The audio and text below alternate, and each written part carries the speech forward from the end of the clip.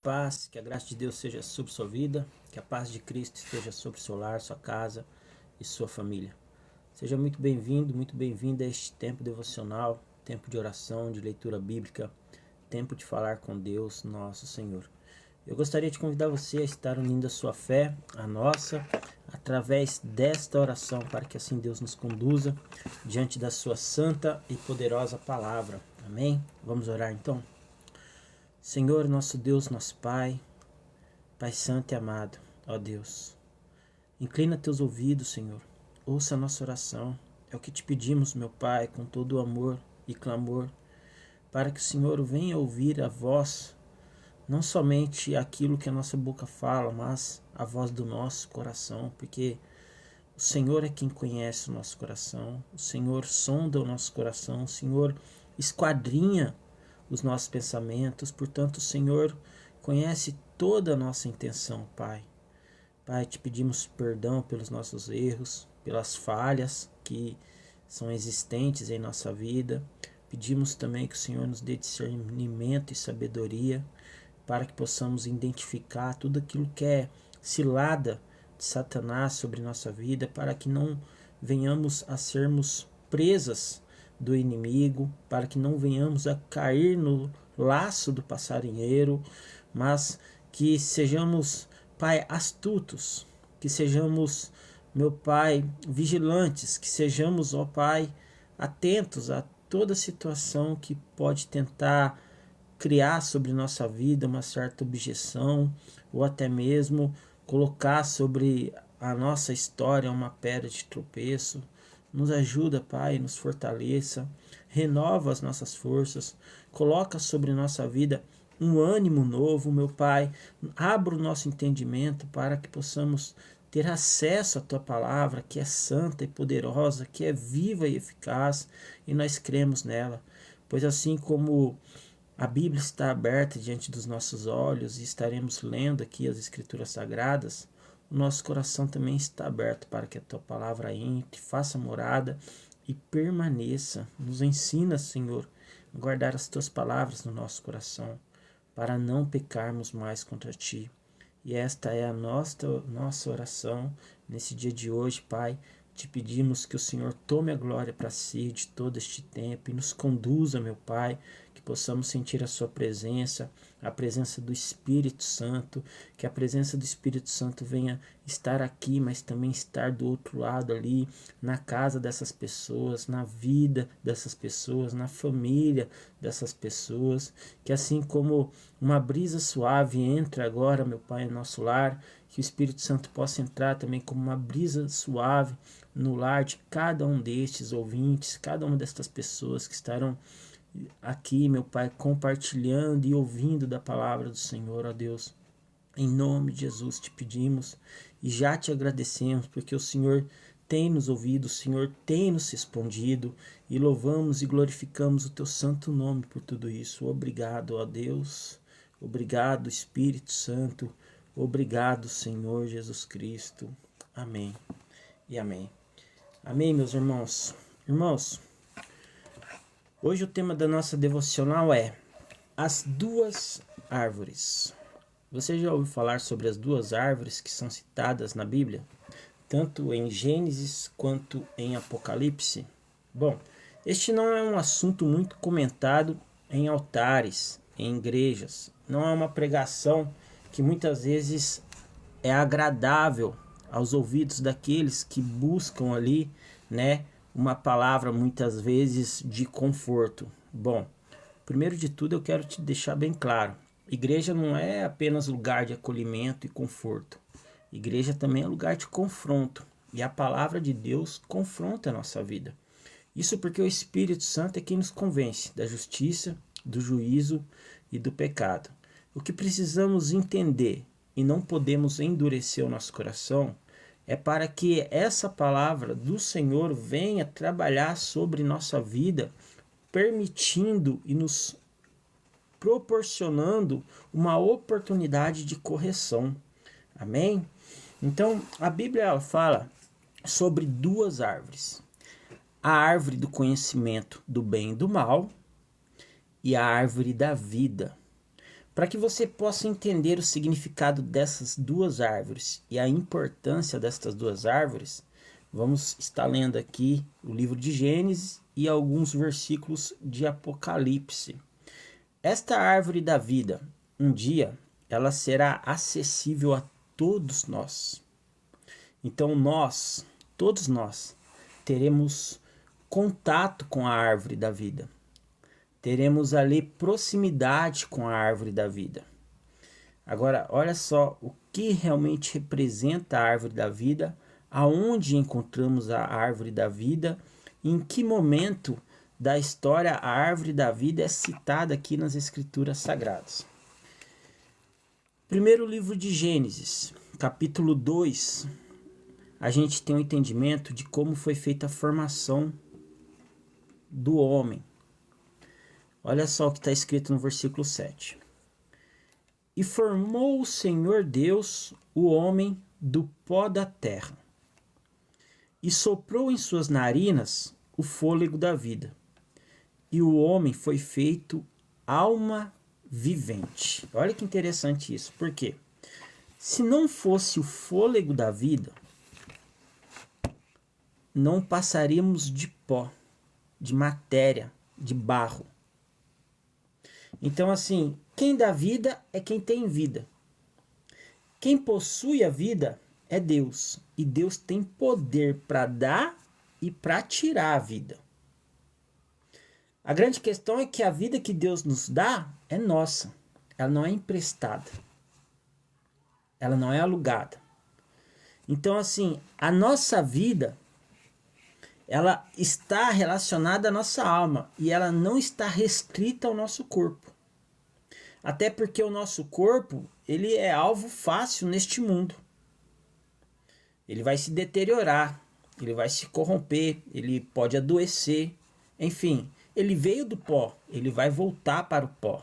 Só que a sua alma, a sua vida, ela já não morre mais. A sua alma já está na eternidade. Então o que você precisa entender? A doença, a enfermidade, ela pode tirar o seu corpo. Ela pode ferir o seu corpo. O homem pode machucar o seu corpo. Mas a sua alma não. O seu espírito não. Então assim, o seu espírito, a sua alma está relacionada à sua vida. E a sua vida está relacionada e ligada à sua alma. E não restrita ao seu corpo. Não é porque o corpo se acaba que se acaba a vida permanece, continua. Por quê? Porque somos seres espirituais em corpos terrenos. Em corpos terrenos. Então, muitas vezes, uma pessoa que está passando por uma doença grave, por uma enfermidade, está em fase terminal, entre outras situações, aquela doença ela tem ali potencial para ferir o corpo daquela pessoa. Mas não para matar a alma nem a vida daquela pessoa. A vida daquela pessoa é eterna, assim como a alma. Então, a partir do momento que você entra em existência, e quem permite a sua existência é Deus, não há como voltar atrás. Daqui não tem mais volta. A partir do momento que você entra em existência, a sua alma é eterna. E ela vai permanecer para todo sempre, seja no céu ou seja no inferno. Ponto. Então, assim, o homem, o ser humano, a mulher é matéria do homem, assim como o homem é matéria do pó, do barro. Então, o homem veio do pó e volta para o pó. Mas sobre nossa vida foi soprado, sobre nossos corpos foi soprada a vida. E quem fornece a vida é Deus. E ali fomos feitos almas viventes. Irmã, é exatamente isso. O corpo, ele pode ter voltado para o pó, mas ela em si não morreu. A sua alma permanece viva. A sua vida permanece. Não mais aqui, mas em outro local, mas permanece viva. Então, assim, existem algumas religiões que pregam sobre a aniquilação da alma. O que seria isso? Se uma pessoa ela morre e ela não se arrepende dos seus pecados, e ela morre em pecado e ela não é salva, a alma dela deixa de existir. Só que esse tipo de teologia, de ideologia, eu costumo dizer assim, de pensamento, ele vai contrário à justiça de Deus. Porque vamos supor que um homem mau, violento, que só praticou coisas horríveis nessa terra, de repente este homem mau, ele morre sem se arrepender dos crimes que ele cometeu, das maldades que ele praticou, da crueldade das suas mãos, do sangue que ele derramou. Imagina que este homem mau, ele morre sem se arrepender, porque ele tinha prazer naquilo que ele fazia. Ele morre sem se arrepender. Então, qual será a punição sobre os crimes que ele fez? Simplesmente ele vai deixar de existir? Não. E aonde que está a justiça de Deus? Quando que ele vai ser responsabilizado pelos erros dele, pelo que ele cometeu? Você entendeu isso, meu irmão? Então tem muitas pessoas, principalmente essas igrejas que pregam a aniquilação da alma, elas alegam que Deus é amor e que Deus ele não poderia permitir, pelo seu amor, que uma pessoa passasse a vida toda sofrendo no inferno. Só que o inferno é um lugar de descarte de tudo aquilo que não presta. O inferno não foi criado por Satanás, mas foi criado por Deus, para que seja ali despejada toda a sua ira. E a ira de Deus, ela traz a justiça de Deus. Deus ele é amor, sim, mas ele não deixou de ser justo. E todos nós temos consciência do que é certo e do que é errado. Permanece no erro quem escolhe viver no erro. Deus não obriga ninguém a pecar. Aliás, nem mesmo Satanás obriga as pessoas a pecarem. Ele oferece uma bandeja farta, cheia de prazeres mundanos, cheias de engano, de mentira. Só que ele oferece. Ele é o garçom do pecado. Só que ele não tem poder para fazer você pecar. O pecado é opcional. Ele é intencional. A pessoa opta por pecar. Eu sei que desde pequeno, e antigamente era muito comum você ouvir em igrejas, principalmente evangélicas, quando alguém perguntava sobre pecado, aliás, hoje em dia se fala muito pouco sobre pecado em cima de altares. As pessoas estão muito ocupadas em pregar outras situações, mas não se fala mais sobre pecado. A igreja tem que ser lugar de confronto também. Então, quando na sua infância, na sua adolescência, era muito comum você ouvir alguém dizer assim, o que é o pecado? O pecado é um acidente. E aí eles ilustravam isso com uma historinha, dizendo assim, olha, você está caminhando numa rua, de repente tem um buraco, você não percebe que tem um buraco, você tropica, cai dentro do buraco, pronto, você pecou, caiu. Não. Isso é uma mentira de Satanás. O pecado ele nunca foi um acidente. O pecado não é um acaso, não é uma coincidência. Todo pecado é intencional, é proposital e principalmente ele é opcional. O pecado é uma escolha na vida do ser humano. Isso quer dizer que você não vai errar? Isso quer dizer que você não vai falhar? Não. Falhamos. Eu falho. Todos nós falhamos em algum momento. Estamos sujeitos a falhas porque vivemos num mundo corrompido. Cruel, injusto, e você sabe disso. Somos conduzidos muitas vezes ao erro, ao engano. Só que há uma grande diferença entre você falhar, muitas vezes por ignorância, e permanecer na ignorância da falha. Então ninguém vai poder se apresentar diante do trono de Deus e dizer, eu não sabia, não. Até porque o evangelho será pregado em todos os cantos, pelos 4 cantos da terra. Então ninguém vai poder levantar assim. Deus, olha só que interessante, não é uma grande sala de aula onde Deus vai pegar, sentado na mesa e dizer assim, olha, quem não sabia que aquilo era errado, levanta a mão. Aí vai estar lá um monte de gente levantando a mãozinha, eu não sabia que era errado não, senhor. Não sabia? Então, tranquilo, pode sair, tá liberado. Todos nós teremos consciência. Então, assim, quem está no céu, ele vai ter a consciência. Eu queria até falar aqui para a irmã, esqueci o nome da irmã aqui que perdeu a filha dela. Tem muita gente que me pergunta isso. Irmã Nira Reis. Deixa eu te dizer uma coisa. No céu vamos reconhecer nossos entes queridos? Sim. Existem 3 elementos que são eternos, que já estão na eternidade, que fazem parte de nós hoje. Estão aí com você nesse momento. Alma, memória e caráter. A memória no céu é eterna? É. Mas então quer dizer que eu vou lembrar das pessoas? Vai.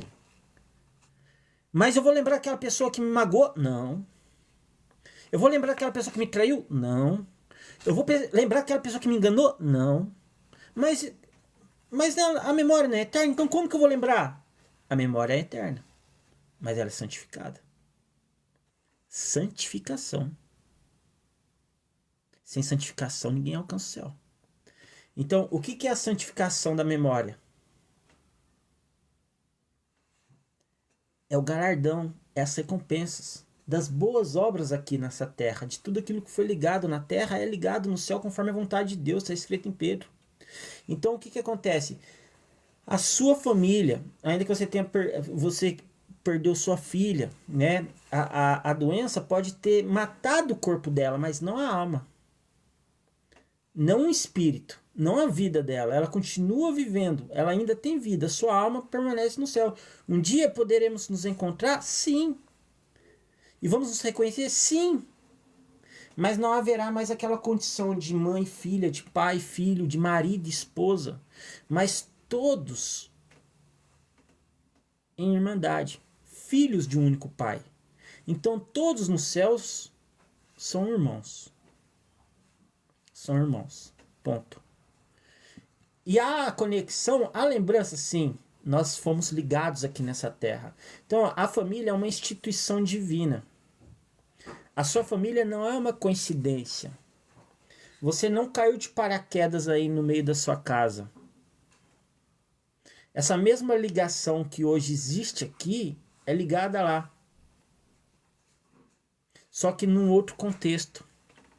Onde não há mais morte, onde não há mais doença, onde não há mais brigas, onde não há mais rivalidade, não há mais competição, não há mais divisão. Lá veremos e viveremos o que realmente representa e significa uma família. Todos sentados na mesa de um único Pai, que é Deus. Amém? Bom, agora que tivemos esse entendimento que o homem veio do pó e volta para o pó, o corpo do homem, mas a alma do homem é vivente, já está na eternidade, essa não morre mais, a sua alma não morre mais, tá bom? A sua vida, ela não se acaba mais. Todos nós já estamos, a nossa alma, todos nós já estamos vivendo a eternidade. Só vamos ser transferidos de corpos, porque somos seres espirituais em corpos terrenos. Por que vamos ser transferidos de corpos? Porque no céu e no inferno, tanto um quanto no outro, você recebe um corpo incorruptível. O que significa isso? É um corpo que não se deteriora mais. É um corpo que não se acaba mais. É um corpo eterno. Porque somente tendo um corpo incorruptível, você conseguirá passar toda uma eternidade no céu. Amém? Agora, olha só o que Deus diz aqui sobre as árvores. Lembrando que hoje a nossa devocional ela vai tratar especificamente sobre essas duas árvores que são citadas na Bíblia, tanto em Gênesis quanto em Apocalipse. Tem muitas pessoas que confundem, que pensam que são a mesma árvore e não são. existe a árvore do conhecimento do bem e do mal, que é uma árvore. Existe a árvore da vida, que é outra árvore. Olha o que está escrito aqui no livro de Gênesis, capítulo 2, versículo 9. E o Senhor Deus, né, depois que ele fez o homem, olha que interessante, ele plantou um jardim, que é chamado Jardim do Éden. E depois que ele já tinha formado o homem, o Senhor Deus fez brotar da terra a árvore, olha só, toda árvore agradável à vista e boa para a comida.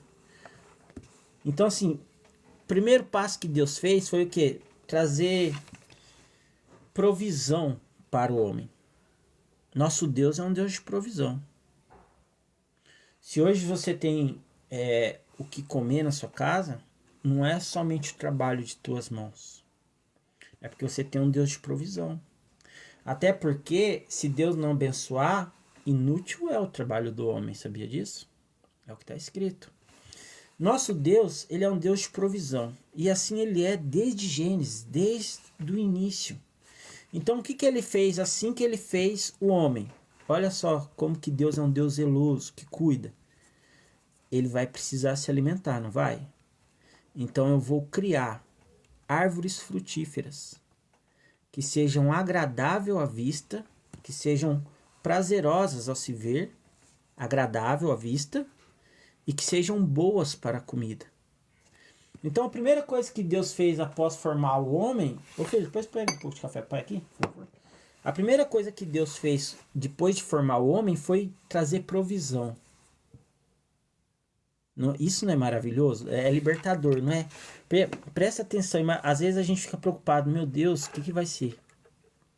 E às vezes Deus pede algo para você, ou Deus te coloca numa situação onde você se pergunta, o que vai ser? E a gente não tem esse entendimento de que nosso Deus é um Deus de provisão. Que assim como ele te coloca em situações, ele proporciona também um escape, a provisão, a sustentação. Então nosso Deus é um Deus de provisão e de sustentação. Amém? Então a primeira coisa que ele faz é fazer brotar da terra a árvore que tenha comida, que seja agradável à vista. E agora ele vai fazer as duas árvores. E é aí que a gente vai entrar no nosso devocional. Obrigado, filho.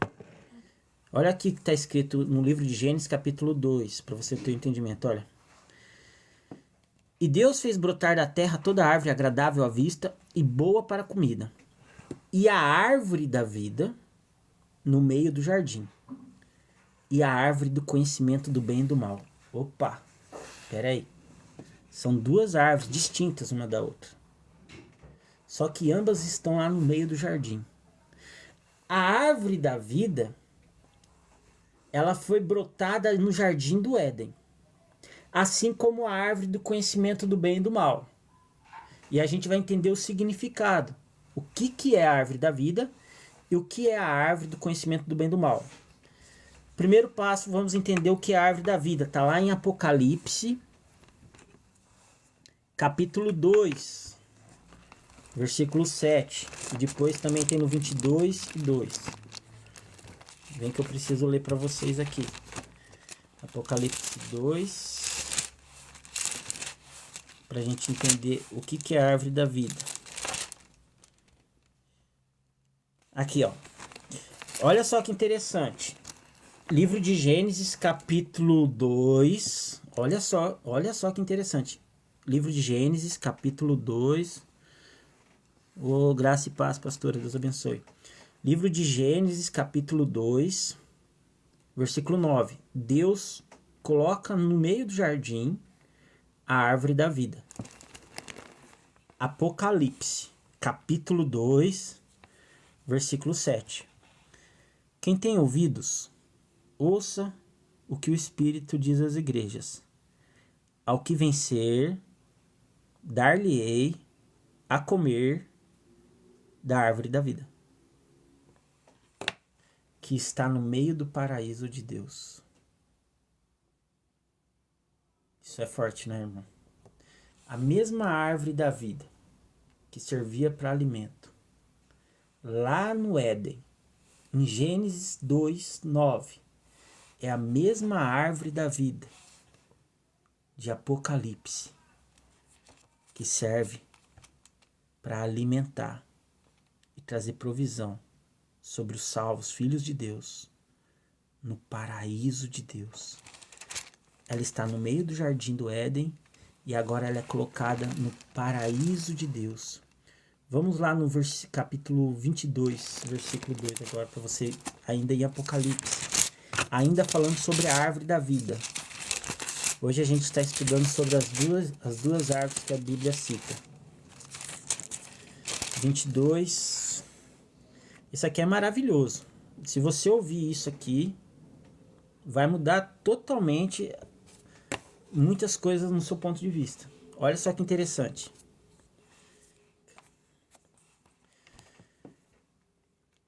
No meio, Apocalipse 22, versículo 2. No meio da sua praça, está falando sobre o céu, como que é o céu? No meio da sua praça e de um outro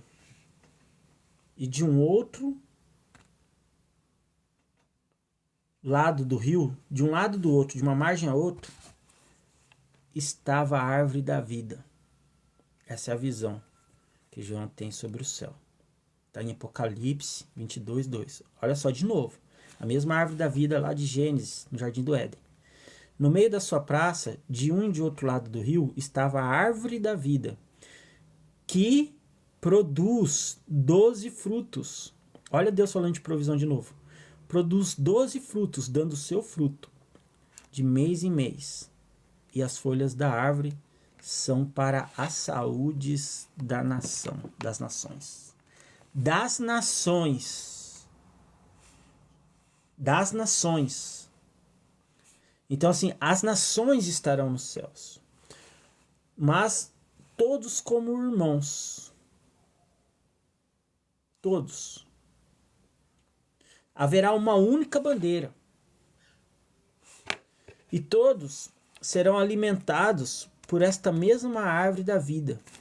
Então, toda a história é tudo planejado por Deus. Tudo está no controle das mãos de Deus e sempre esteve desde o princípio. A mesma árvore da vida que Deus plantou no Jardim do Éden, agora é colocada no paraíso de Deus. E serve para provisão, para sustentação, para vida. É vida sobre vida. Olha só, meus irmãos. A árvore do conhecimento do bem e do mal é a mesma árvore da vida? Não. Não. É outra árvore. Estava plantada também no meio do Jardim do Éden, mas não é a mesma árvore. São árvores diferentes. O fruto que a mulher come e dá para o seu marido comer, Adão, não é da árvore da vida. É da árvore do conhecimento do bem e do mal. Aí a gente precisa entender o que representa a árvore do conhecimento do bem e do mal. Vamos lá em Gênesis capítulo 2, versículo 16 e 17. Vem a ordem de Deus, olha. E ordenou o Senhor Deus ao homem, dizendo: de toda a árvore do jardim comerás livremente. Eu preciso pontuar duas situações aqui. A primeira é o livre-arbítrio. Você pode comer de toda a árvore do jardim. Livremente. Você entendeu que Deus coloca essa palavra? Olha aqui, ó. De toda a árvore do jardim poderás comer. Você entendeu isso? Poderia parar aí, né? Mas não parou. O que Deus coloca? De toda a árvore do jardim comerás livremente. Eu estou te dando liberdade. Aí uma coisa que eu preciso pontuar, que o apóstolo Paulo retrata. Tudo lhe é lícito, mas nem tudo lhe convém. Deus já sabia do pecado, mas antes do pecado, Deus já tinha preparado a prudência. Então, qual que é a ordem de Deus? O prudente se desvia do mal. Do mal. Só que a prudência é um atributo adquirido. Você não nasce com ele.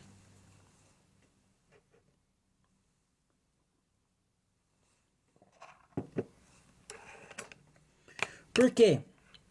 A prudência é o que vai revelar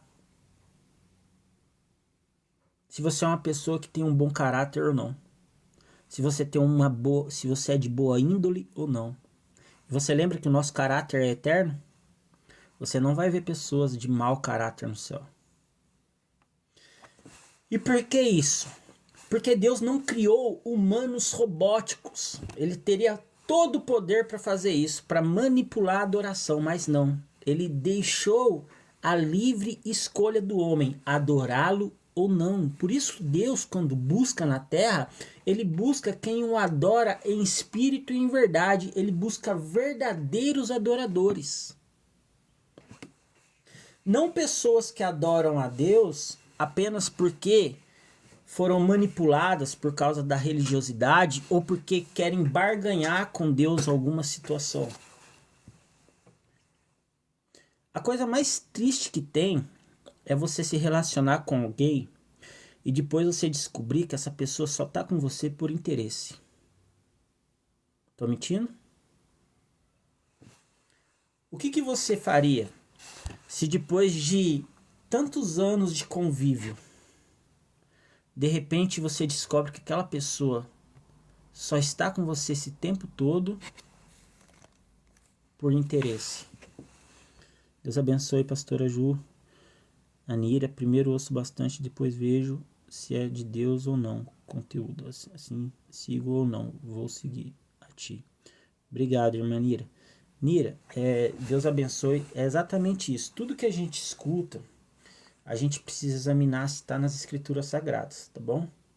Então, se está de acordo. Olha aqui, a gente está lendo aqui hoje Gênesis capítulo 2, estamos falando sobre as duas árvores. A árvore da vida, que traz provisão, sustentação, que traz vida, e a árvore do conhecimento do bem e do mal. O que a árvore do conhecimento do bem e do mal traz? Entendeu isso? Então, olha o que Deus fala, ó, você pode comer livremente, tudo lhe é lícito, mas nem tudo lhe convém, o prudente se desvia do mal. Deus sabia que o pecado ia bater na porta, só que para que o homem fosse feito um verdadeiro adorador, ele precisaria passar por essa prova. Porque se não fosse essa prova, não haveriam verdadeiros adoradores. É como a história de Jó, tem muita gente que fala muito da fé de Jó, da paciência de Jó, mas ninguém quer viver o que Jó viveu. Perdeu os filhos, a família, a casa, as terras, tudo. Quem quer passar por isso? Ninguém. Mas Jó passou por isso, para que nós não precisássemos passar. Porque se Jó não tivesse passado pelo que ele passou, qual seria a acusação de Satanás hoje? Ah, ele te adora porque você dá tudo o que ele quer. Me deixa provar ele. Então, o que o inimigo está sempre fazendo? Você lembra quando o inimigo chega em Jesus e pede para cirandar Pedro? Jesus diz, olha Pedro, Satanás hoje me pediu para te cirandar, para te provar, para te testar. Eu não deixei. Porque assim, ali já estava o eterno exemplo de sacrifício, de renúncia, que era o próprio Cristo. Não havia necessidade de Pedro passar por aquilo. Mas sim, só Cristo poderia pagar aquele alto preço pelas dívidas dos nossos pecados. Então, isso é maravilhoso saber que, assim, pessoas passaram por situações e se sacrificaram para que hoje o Evangelho de Cristo fosse pregado em todos os lugares. E assim tem sido ao longo dos anos. E eu sei o quanto é difícil para você, muitas vezes, pregar o Evangelho. Eu sei que muitas vezes as pessoas não têm paciência para te ouvir. Eu sei que muitas vezes as pessoas vão te questionar por causa da sua vida, por causa da sua condição. Eu sei de tudo isso. Mas mesmo você passando por todas essas circunstâncias, o que não te deixa desistir? Já parou para pensar nisso? Porque às vezes a gente fica se perguntando, né? O que me faz seguir em frente? O que me motiva a continuar? Mas a pergunta que eu faço é essa. O que não me deixa desistir? O que não deixou você desistir? Quando você viveu o seu pior momento. Você lembra de Natanael? Quando ele se encontra com Cristo e Cristo olha para ele e diz: olha, na verdade, antes que Filipe te chamasse, eu te vi debaixo daquela figueira. E ali Natanael chorou e ele teve a certeza que aquele era Cristo. Porque em algum momento da sua história, da sua vida, ele pensou que estava sozinho. E ele não estava. Deus estava ouvindo. E depois Deus confirmou isso através da vida de Cristo, olhando dentro dos olhos de Natanael. Não é maravilhoso isso? Vamos continuar aqui. Então Deus dá uma ordem: olha, você pode comer livremente de qualquer árvore, mas da árvore do conhecimento do bem e do mal, Deus coloca um mas aqui. Dela não comerás.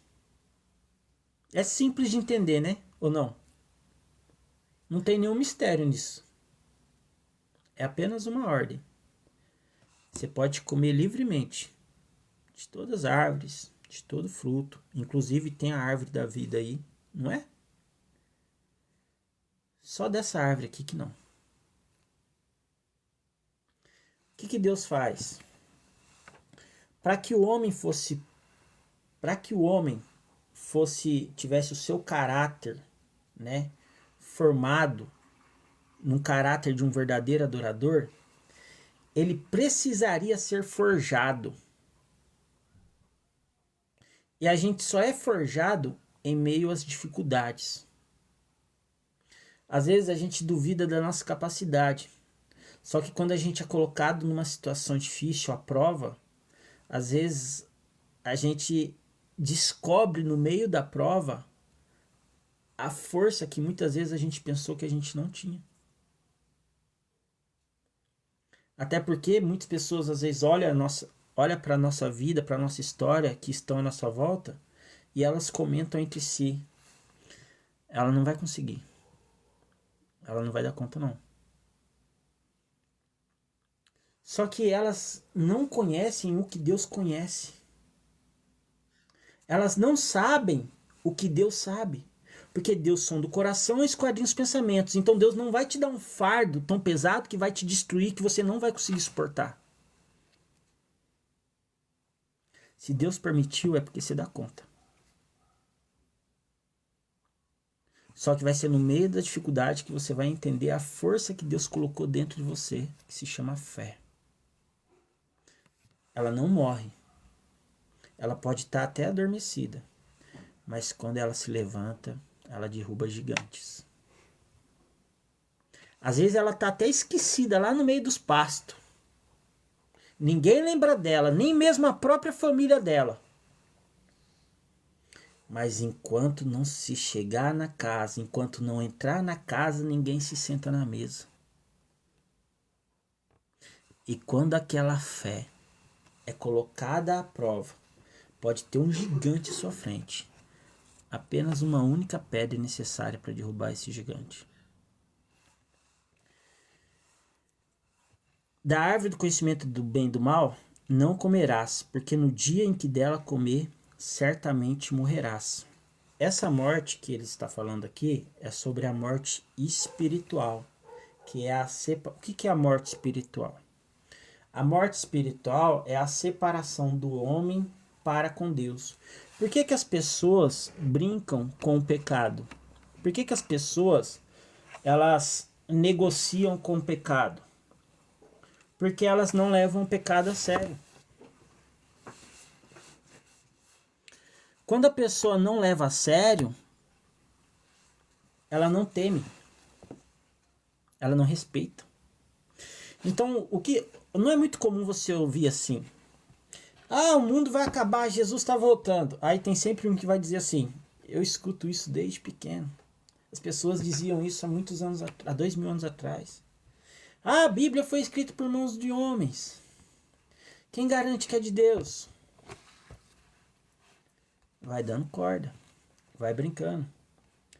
E as pessoas muitas vezes não respeitam e não levam a sério.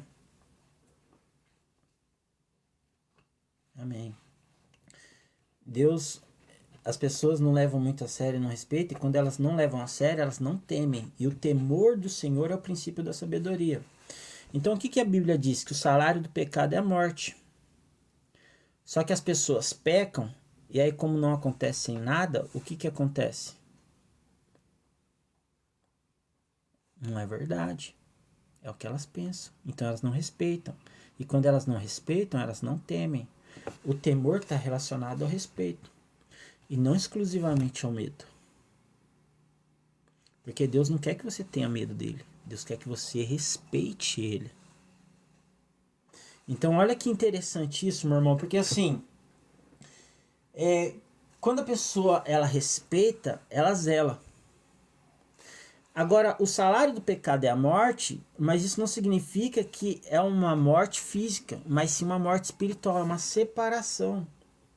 Então, assim, é uma separação do homem para com Deus. Nada pode nos separar do amor de Deus, porém o homem, pela sua desobediência, se mantém afastado desse amor. Você quer que eu repita? Nada pode te separar do amor de Deus, mas o homem e a mulher, pela sua própria desobediência, se mantêm afastados desse amor. É possível, sim. Como? Com o coração endurecido. Coração endurecido sempre foi um grande problema na vida de um homem, de uma mulher. Porque o coração endurecido, ele está cheio de orgulho, de rancor, de mágoas. É um coração que se faz inexcusável, que não perdoa, que não se compadece. Vamos continuar aqui. Agora, olha, primeiro ponto que a gente entendeu. O homem foi feito do pó e voltará para o pó. O corpo do homem, a vida do homem e a alma do homem já está na eternidade. Somos seres espirituais em corpos terrenos.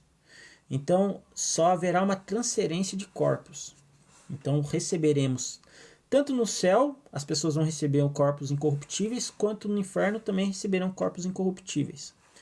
Há 3 elementos que são eternos na nossa vida: caráter, memória, santificada e alma. Ponto. Deus criou 2 árvores, fora as árvores frutíferas, que servem para provisão. Assim, quando Deus faz o homem, a primeira coisa que ele faz é trazer provisão. Fora essas árvores frutíferas, Deus criou 2 tipos de árvores diferenciadas que ele cita na Bíblia. Em Gênesis capítulo 2, versículo 9. A árvore da vida, que serve para sustentação. E essa mesma árvore da vida que Deus criou no Jardim do Éden, está lá em Apocalipse 22 e 2:7. É a mesma árvore que está lá no Apocalipse, que estará no paraíso de Deus, que está no paraíso de Deus. Ou seja, um dia nós teremos contato com esta árvore. E ela servirá dos nossos frutos. Servirá de fruto para a nossa sustentação. A mesma árvore, o que eu quero dizer para você, a mesma árvore que Adão e Eva provou no Jardim do Éden, que está citada no livro de Gênesis capítulo 2, é a mesma árvore e os mesmos frutos que vamos consumir no paraíso com Deus, estando no céu, é claro. A árvore do conhecimento do bem e do mal, Deus dá uma ordem para que a pessoa não coma desta árvore, para que a mulher não coma desta árvore. E por que não poderia comer desta árvore? Vamos entender porque não poderia a mulher nem o homem comer desta árvore. A consequência dela é a morte. Deus já deixou bem claro, o dia que comer vai morrer. Mas não é uma morte física, é uma morte espiritual, é uma separação. Por que é uma separação? Porque há uma desobediência. Aonde há desobediência, há separação. Aonde há desobediência, há divisão. Um reino dividido não subsiste. Uma casa dividida não permanece de pé. Um casamento dividido não fica de pé. Você está entendendo tudo isso, meu irmão? Porque está tudo relacionado, está tudo ligado. Então o que Deus fez? Deus criou uma restrição. Qual que era a restrição? O fruto daquela árvore do conhecimento do bem e do mal. E por que ele criou uma restrição? para formar e forjar o caráter do homem, para que o homem fosse feito um verdadeiro adorador, porque Deus não queria pessoas robóticas, Deus não queria computadores. Você pode pegar ali os seus seguidores que você tem aí na plataforma, você vai ver que tem um monte de robozinho. Deus não é assim, não. Com Deus é tudo ou nada. Ou você é adorador ou você não adora. Deus fala que se não é quente e nem frio, for morno, ele vomitar vai da boca dele mesmo.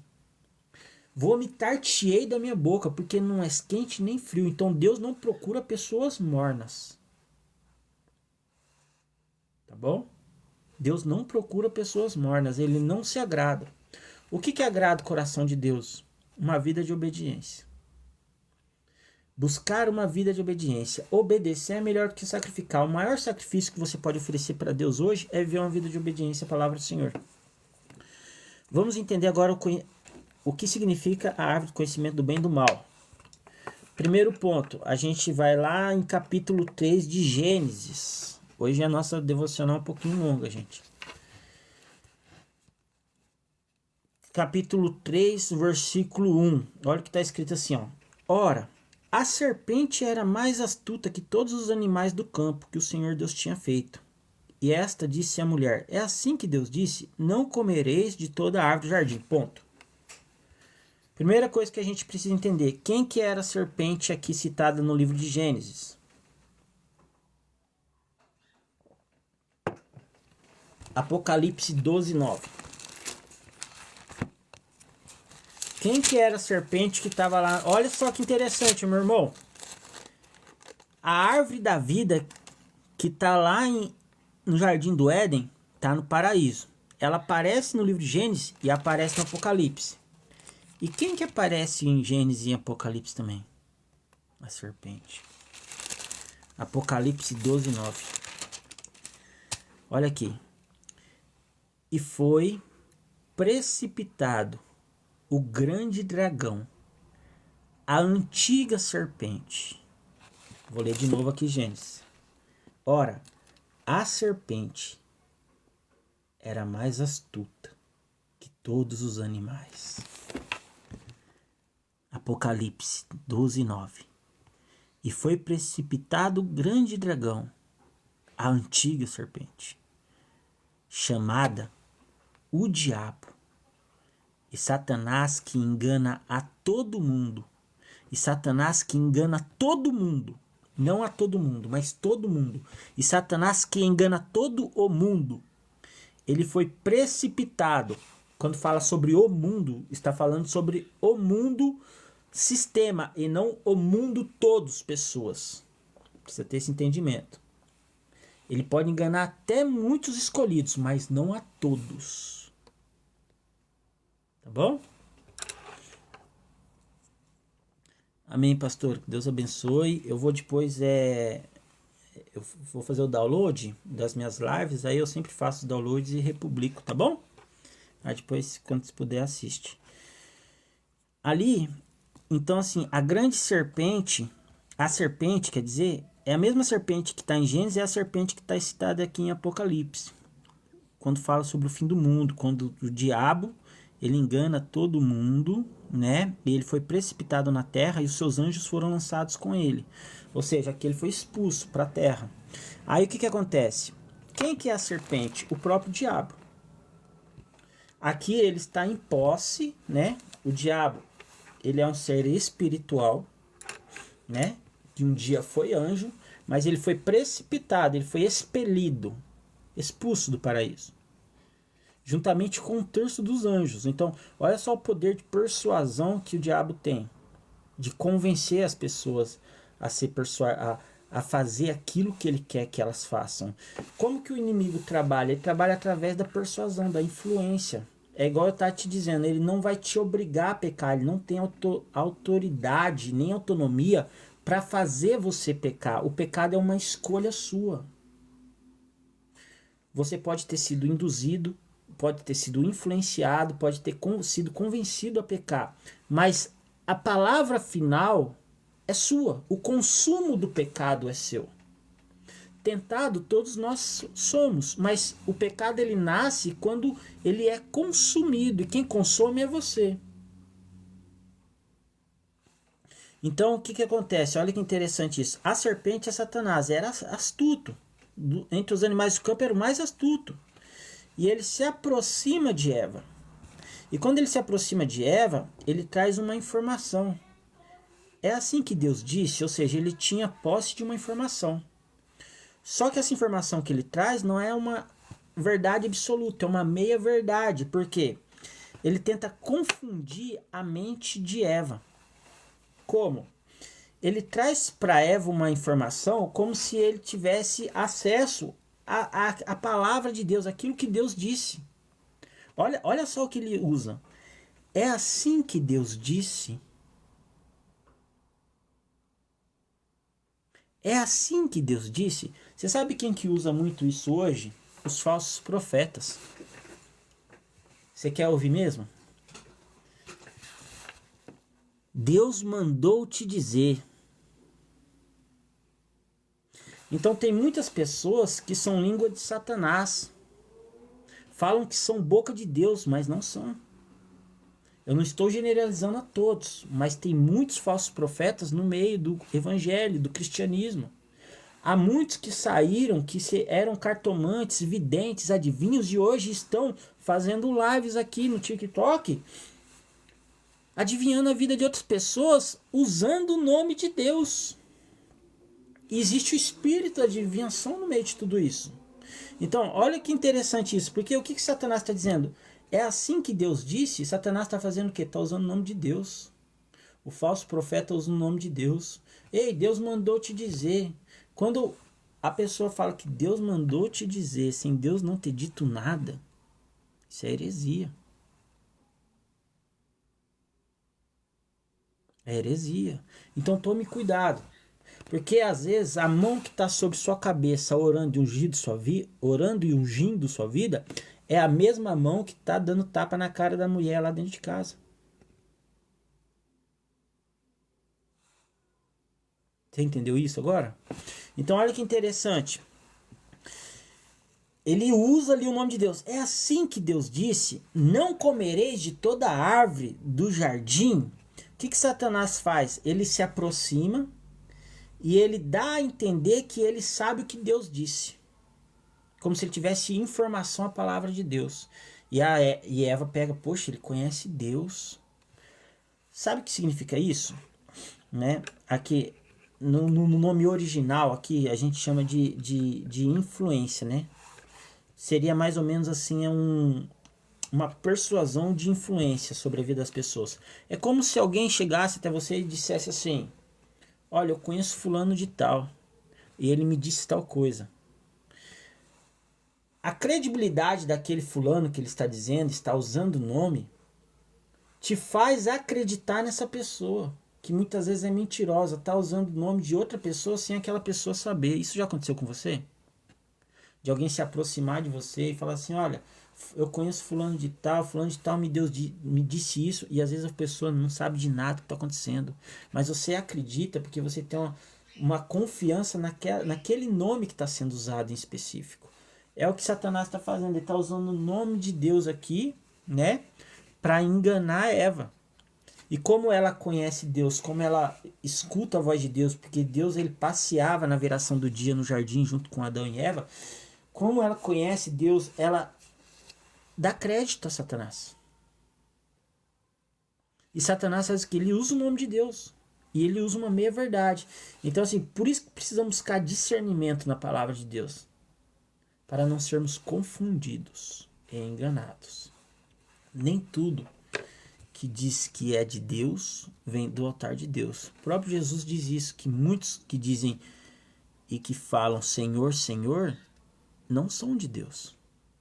E o que eles ouvirão de Deus quando a porta estiver fechada e eles baterem na porta: Senhor, não pregamos em seu nome, não expulsamos demônios em seu nome, não libertamos em seu nome. E o que Deus responderá para muitos desses, que eram hereges e falsos profetas? Nunca vos conheci. Bom, capítulo 2, versículo 3, ainda tratando sobre a árvore agora do conhecimento do bem e do mal. Vou ler aqui. Disse a mulher à serpente: do fruto das árvores do jardim comeremos. Ela sabia que ela podia comer dos frutos da árvore do jardim. Mas do fruto da árvore que está no meio do jardim, disse Deus. Agora a mulher corrige a informação de Satanás. É um diálogo entre mulher e Satanás. Disse Deus: não comereis dele, nem nele tocareis, para que não morras.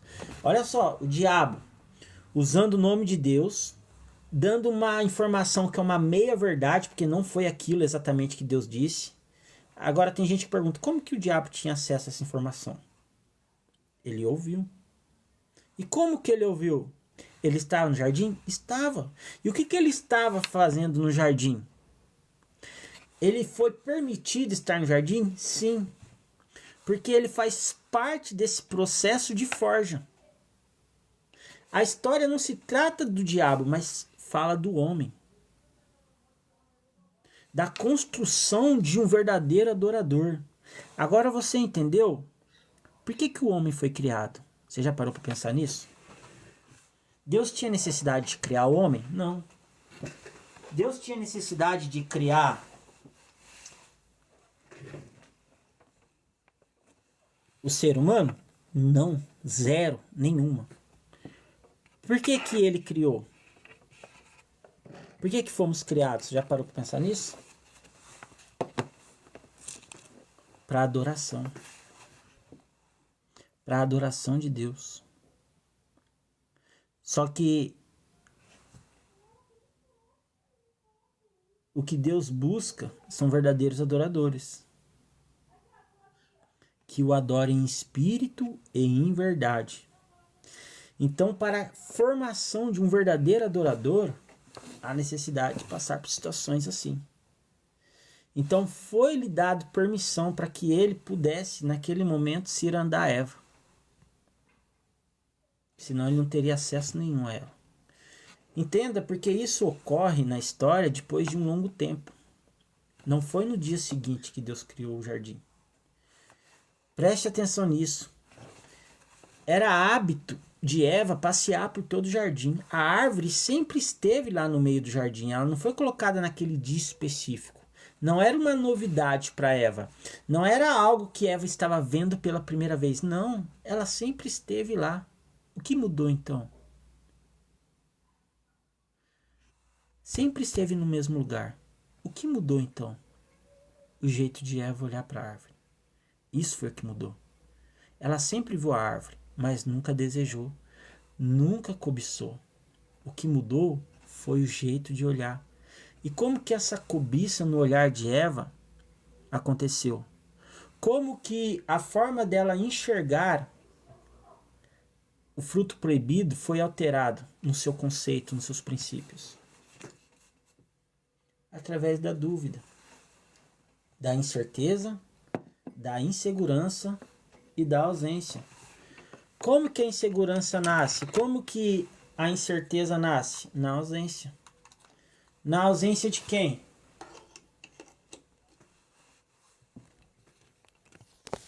Dentro de um relacionamento. Como que a insegurança nasce no coração de uma mulher? Através da ausência do homem. Por quê? O homem ele tem o dever de ser o provedor.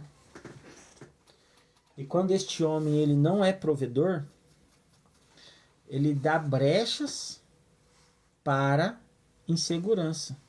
Insegurança é sinônimo de ausência. Ausência de segurança. Então assim, olha só tudo que foi ali proporcionado e foi acontecendo para que Eva fosse passada ali por uma tentação. Então, Eva foi conduzida ao engano, mas ela não foi obrigada a comer. O comer foi uma escolha dela. Então, olha que interessante para você entender, porque Satanás ele trabalha sobre a influência da mente do homem. Ele vai te influenciar, ele vai te convencer, ele vai tentar te convencer, mas ele não consegue obrigar você a consumir. Por quê?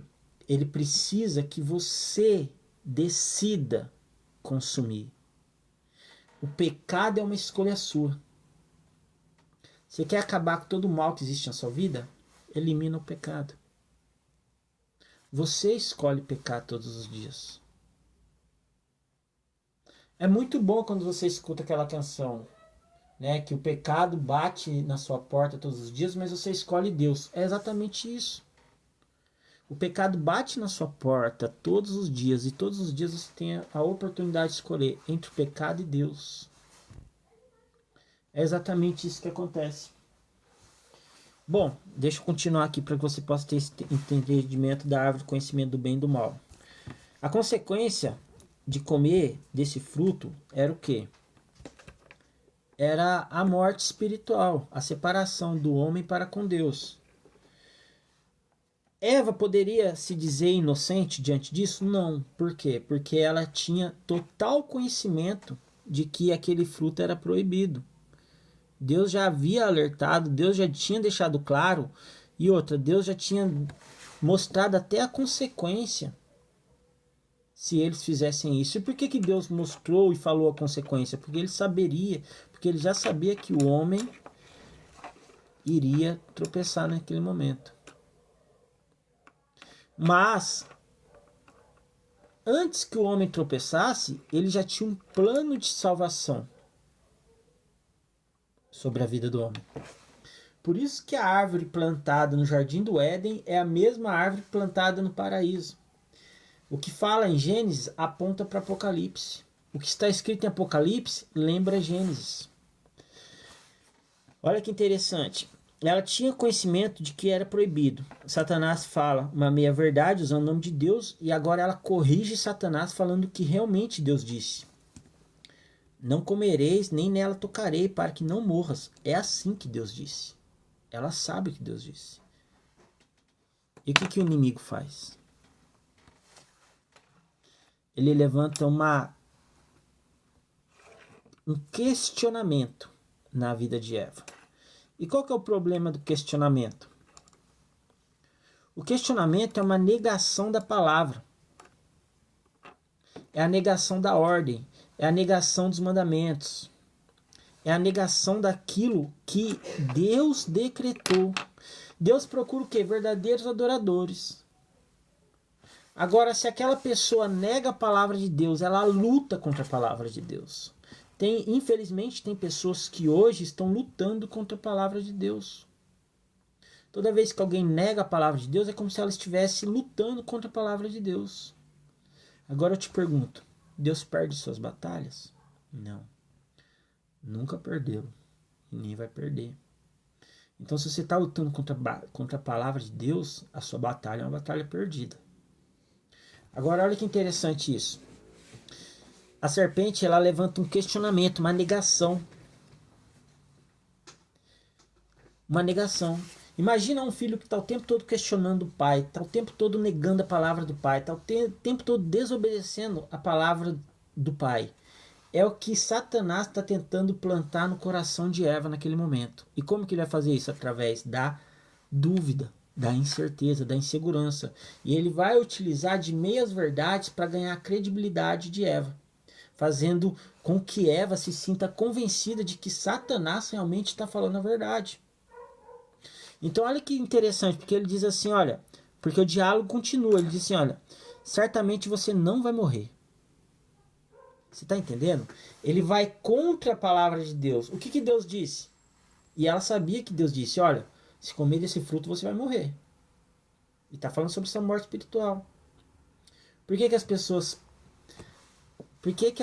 Agora é interessante, olha. Por que as pessoas muitas vezes duvidam daquilo que elas aprenderam em relação à palavra de Deus? Porque elas não veem de imediato o que está acontecendo. Só que no mundo espiritual acontecem muitas coisas que hoje não é permitido que você enxergue. Mas olha que interessante. Olha que interessante.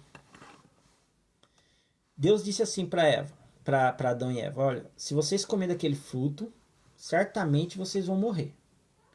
E o que Satanás está dizendo para Eva agora? Não. Certamente vocês não vão morrer. Deus está dizendo que vai morrer. E Satanás está dizendo que não vai morrer. Aí Eva é convencida por Satanás. E Eva come o fruto proibido. E o que acontece?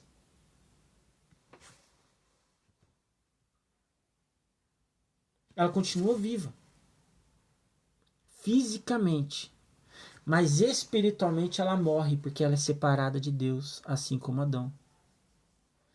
Deus separa Adão e Eva do paraíso e coloca anjos na porta para que eles não retornem mais. Deus separa eles do Éden e amaldiçoa. A partir de hoje dará a luz com dor.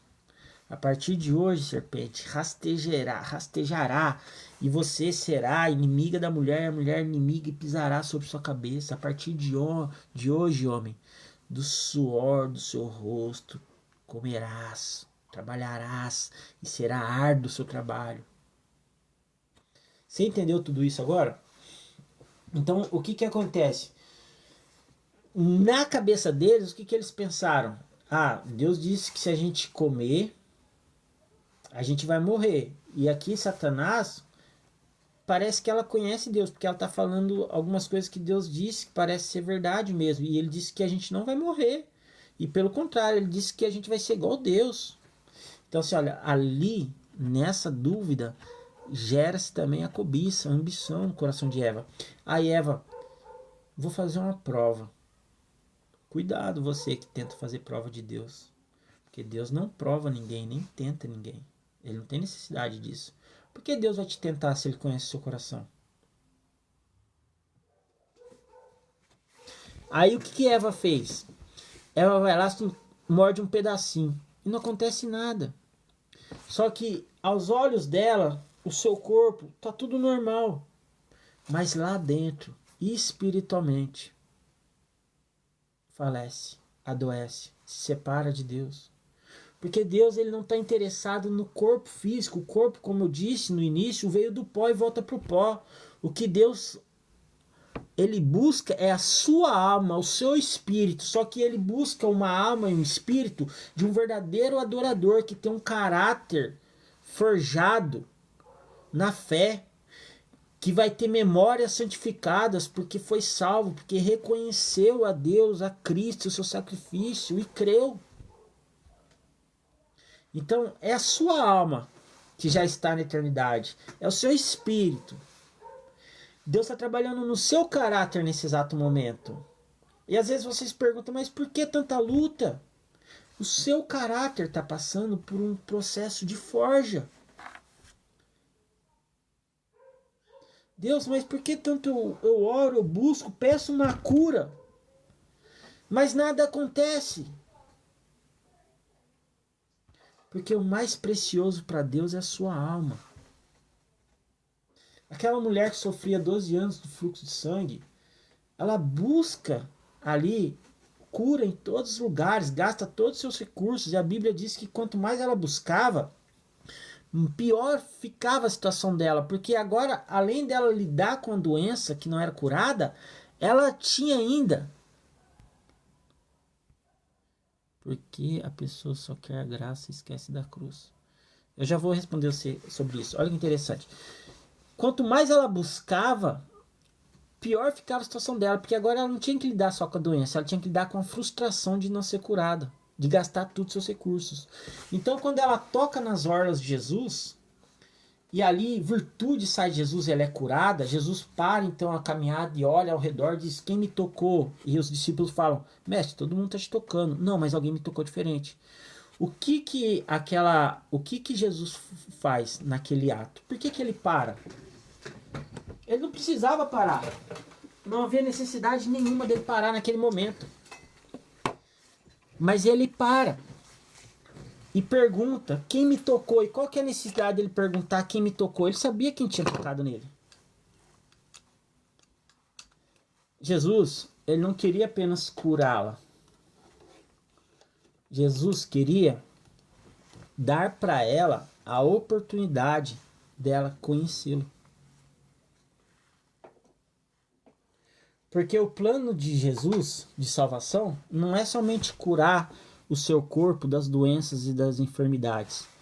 é proporcionar para você a oportunidade de você conhecê-lo verdadeiramente, porque vale muito mais você conhecer a Deus espiritualmente do que ser curado fisicamente. Por isso Deus diz, olha, não tema aquele que pode matar o corpo.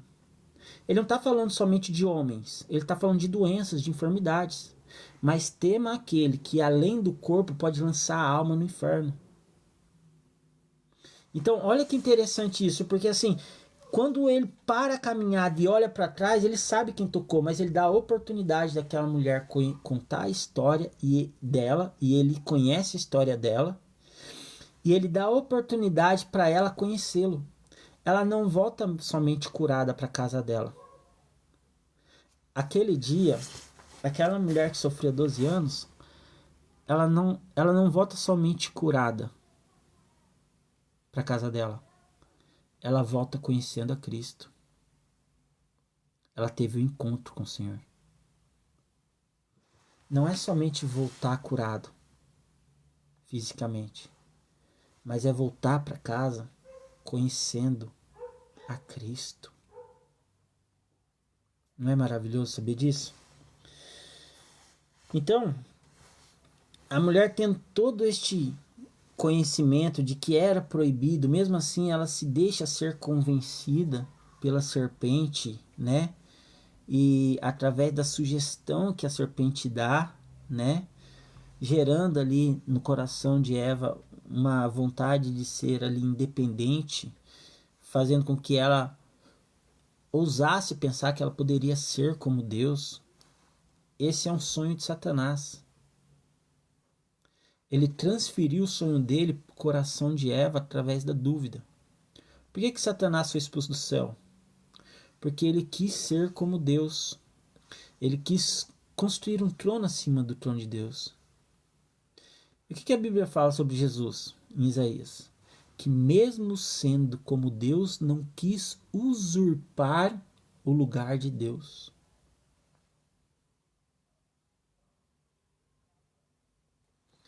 Toda vez que um homem busca glória para si, é como se ele estivesse tentando usurpar o lugar de Deus. Ele está agindo como Satanás agiu. Ele está requerendo glória para si, aplausos para si, que seu nome seja divulgado, seja falado, seja reconhecido em todos os lugares. Não é o nome de Deus, não é o Evangelho de Cristo, mas é o seu nome. Não é a palavra de Deus escrita, mas é a minha face, é o meu rosto, a minha foto, a minha imagem no cartaz. Qual que é o perigo disso? A intenção de Satanás, o sonho de Satanás habitando no coração dos homens. Porque agora não é mais a palavra de Deus, não são mais os versículos bíblicos, mas são as fotos, os cartazes, é o meu rosto, é o rosto do pregador da noite, do preletor, do pastor, do padre, do líder religioso. E as pessoas vão em busca daquele homem porque viram o rosto dele no cartaz, o nome dele no cartaz, e porque ele é conhecido em todo lugar, e eles querem ir lá conhecer a Deus através daquele homem. Requerer glória para si. Tome cuidado com os aplausos. Tome cuidado com a fama que você busca. Tome cuidado com o seu marketing religioso, com a divulgação.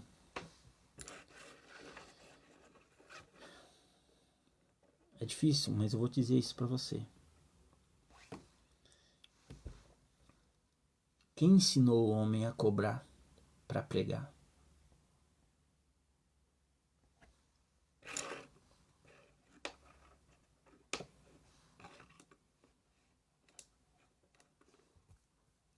Quem que ensinou o homem a cobrar para pregar?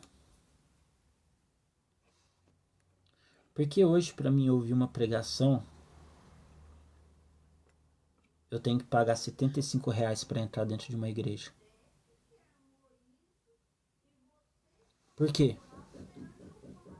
Porque hoje, para mim ouvir uma pregação de alguém que diz que vai falar sobre a palavra de Deus, eu tenho que pagar R$100 para entrar num lugar e ouvir uma pregação. Imagina se fosse assim. Você viu Jesus fazendo isso? Você viu Pedro fazendo isso? Você viu Paulo fazendo isso? Você acha que é certo isso? Eu vou repetir todos os dias aqui. Quando Jesus ele entra no templo, ele expulsa os cambistas. Ele não expulsa somente quem vende, ele expulsa quem compra. Porque só tem quem vende porque tem quem compra. Voltando aqui para que você entenda, olha que interessante. Hoje, para que não alongue muito, eu vou dividir aqui, tá bom? Esse estudo bíblico que lemos. Falamos sobre as duas árvores. E depois eu vou fazer uma segunda parte. Falamos sobre a árvore do conhecimento do bem e do mal e sobre a árvore da vida. A árvore da vida, ela serve para sustentação. É a mesma árvore da vida que foi plantada no Jardim do Éden. Ela foi plantada no paraíso de Deus. Um dia todos nós, sendo salvos, estando no céu, iremos provar do fruto dessas árvores. E será um alimento contínuo para a saúde das nações. É o que está escrito em Apocalipse 22. E a árvore do conhecimento do bem e do mal foi plantada de forma estratégica no Jardim do Éden. Para o quê? Para a forja do caráter do homem.